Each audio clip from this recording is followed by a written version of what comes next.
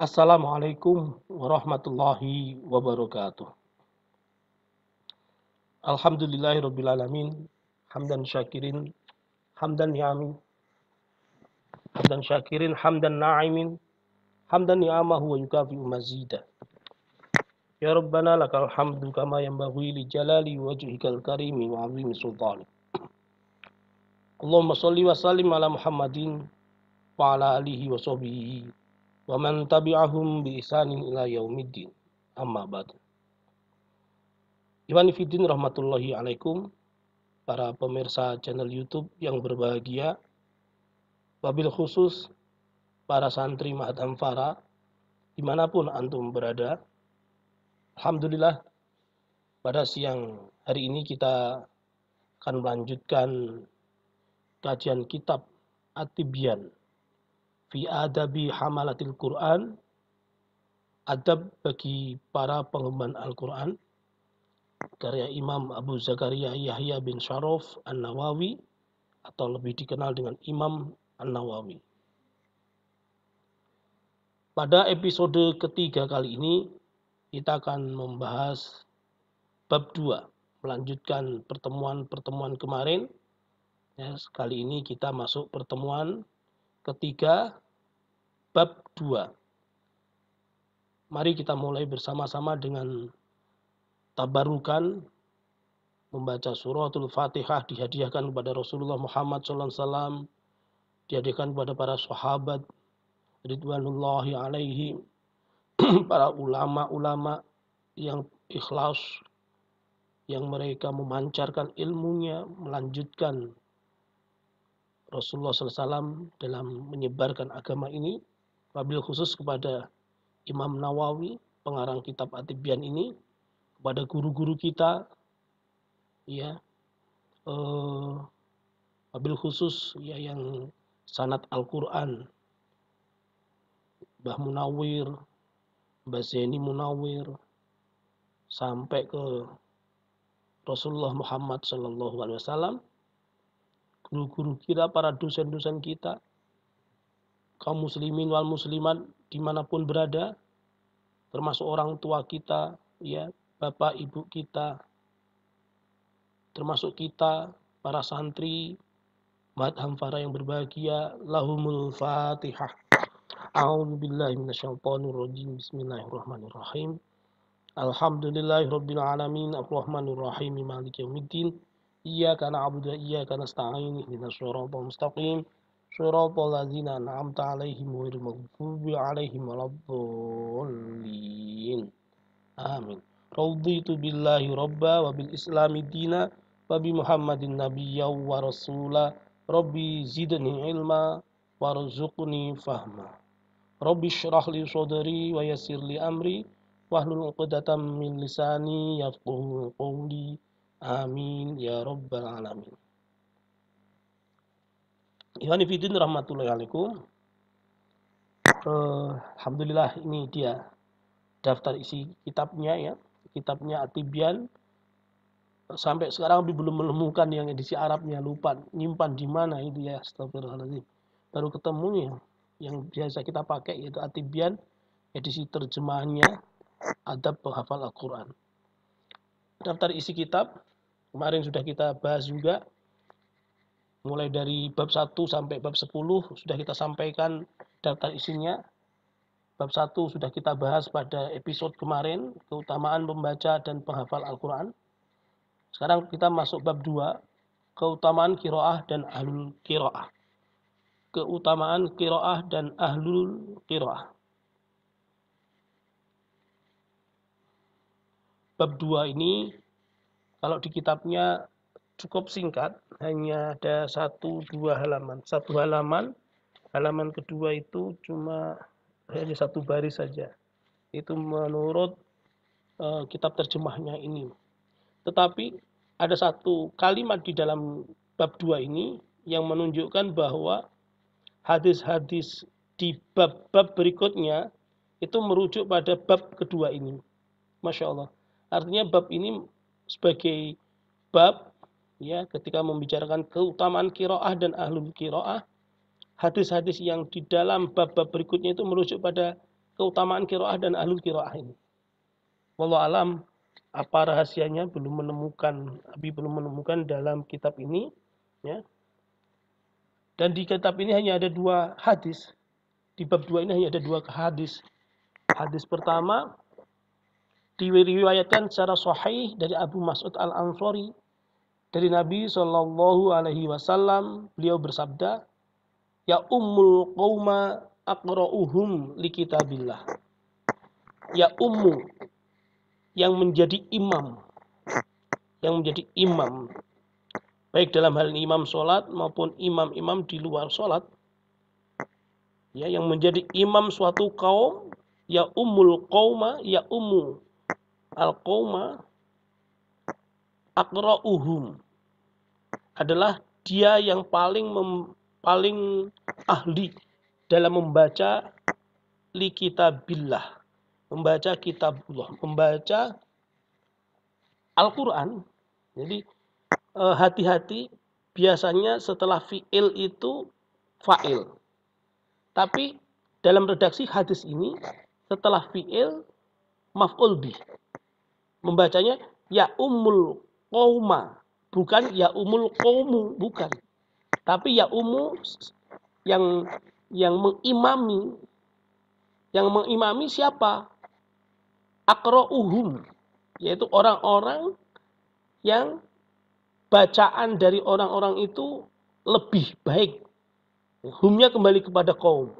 Jadi fa'ilnya itu diakhirkan, sementara maf'ul bihnya didahulukan.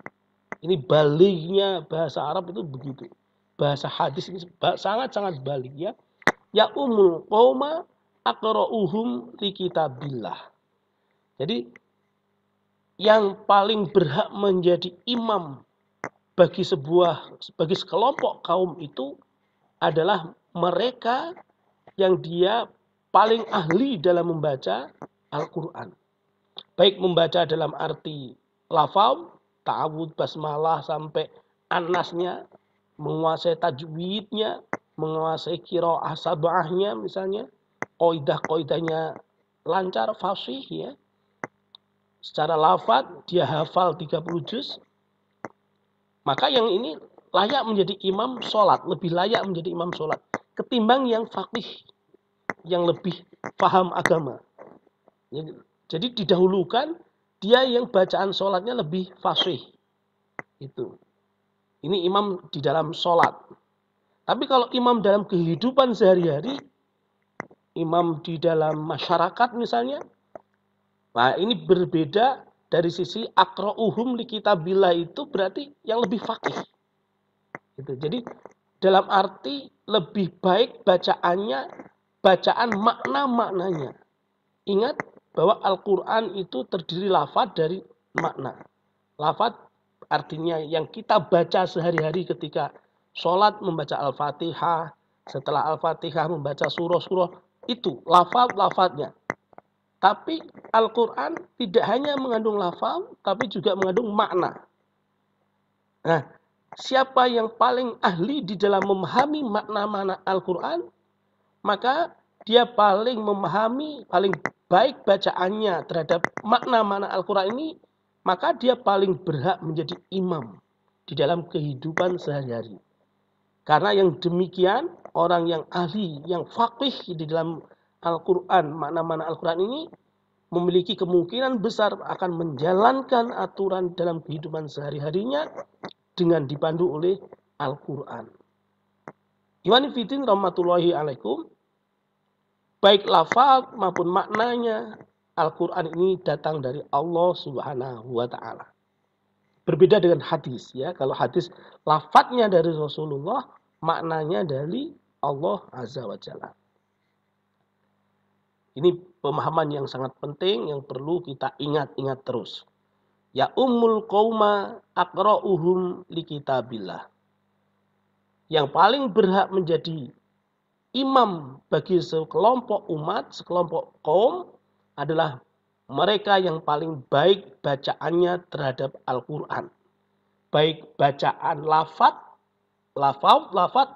berarti nanti arahnya ke imam sholat, maupun bacaan makna-maknanya, menguasai tafsirnya, menguasai hukum-hukum yang terkandung dalam Al-Quran, berarti imam dalam kehidupan sehari-hari.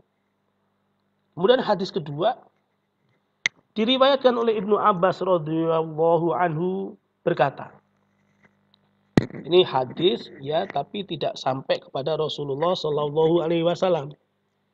Namanya hadis maqtu', hadis yang terpotong, hanya sampai pada riwayat sahabat. Ibnu Abbas berkata, para qurra selalu berada di majelis Umar radhiyallahu an dan merupakan dewan syuronya. Baik mereka itu senior maupun yang masih muda-muda. Jadi ikhwani fiddin rahmatullahi alaikum, para qurra ini adalah orang-orang yang ahli dalam membaca Al-Qur'an. Qurra. Ingat pada pertemuan pertama sudah pernah Abi sampaikan, qurra atau mukri atau orang yang membaca Al-Qur'an itu bukan hafidh. Bukan, tapi sesungguhnya mereka adalah qari, mukri atau qurra. Hafidh itu untuk penghafal hadis. Al-Hafidh Ibnu Hajar Al-Asqalani itu penghafal hadis. Hanya pada akhir-akhir ini saja yang kemudian penghafal Al-Quran disebut Al-Hafidh. Padahal penghafal Al-Quran itu harusnya qurra, bukan Al-Hafidh. Kalau dulu Al-Hafidh itu penghafal hadis. Penghafal hadis otomatis penghafal Al-Quran. Tapi kalau sekarang penghafal Al-Quran belum tentu penghafal hadis. Itu belum tentu. Begitu. Jadi para qurra di masa Umar bin Khattab radhiyallahu anhu, mereka duduk di majelis Umar bin Khattab berperan sebagai dewan syuronya. Merupakan dewan syuronya, semacam majelis umat yang senantiasa memberikan pertimbangan-pertimbangan kebijakan-kebijakan Umar bin Khattab selaku khalifah pada saat itu. Baik qurra senior maupun qurra junior, ya. Baik yang sepuh-sepuh, yang tua-tua maupun yang masih muda-muda. Mereka menjadi ahlus syuro. Mereka menjadi majelis umat. Sering dimintai pendapat oleh Umar tentang kebijakan-kebijakan yang mau diambil oleh Umar bin Khattab. Sehingga kemudian ketika Umar mau mengambil sebuah kebijakan, selalu minta pertimbangan kepada para qurra, dan otomatis karena qurra itu adalah aqra'uhum li kitabillah. Mereka menguasai dalam hal Al-Quran, mereka lebih sering membaca Al-Quran, memahami tafsir-tafsirnya, maka insya Allah dan seyakin-yakinnya kebijakan Umar bin Khattab ini dipandu oleh Al-Quran. Begitu. Nah, ikhwani fillah rahmatullahi wabarakatuh, kita lanjutkan. Membaca Al-Quran lebih afdol jika dibanding dengan ibadah-ibadah yang lain. Semisal melafalkan tasbih, tahlil, atau zikir-zikir lainnya. Ini pendapat sahih yang dipilih dan diyakini oleh sebagian ulama. Dan banyak dalil yang menunjukkan hal tersebut.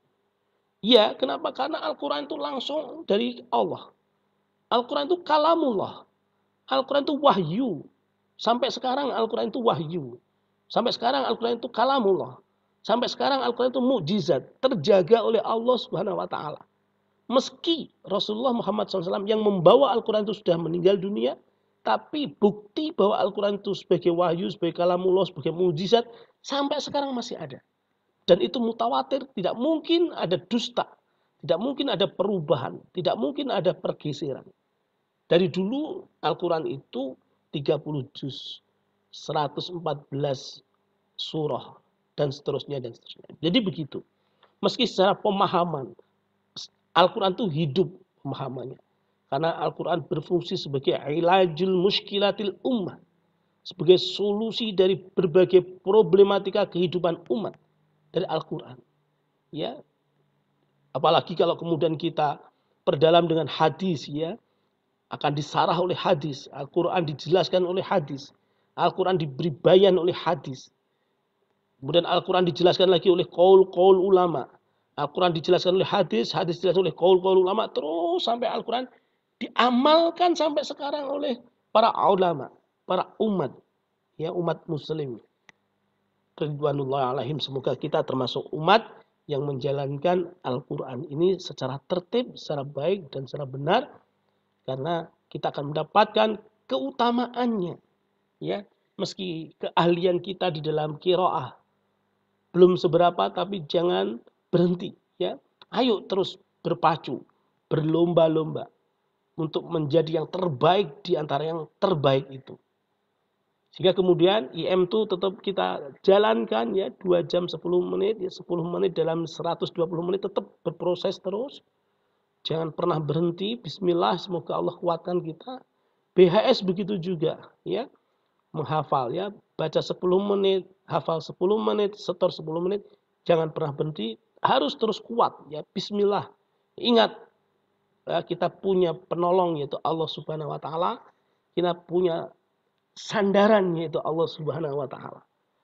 Ya dengan Allah, karena lillah insya Allah kita nggak akan pernah lelah gitu kan. Karena lillah insya Allah kita nggak akan pernah lelah itu. Semua kembalikan kepada Allah Subhanahu wa taala. Wallahu a'lam bishawab. Allahumma arhamna bil Qur'an waj'alhu lana imaman wa nuran wa hudan wa rahmah. Allahumma dzakirna minhu ma nasina wa 'allimna minhu ma jahilna warzuqna tilawatahu ana al-laili wa atrafan nahar waj'alhu lana hujjatan ya rabbal alamin.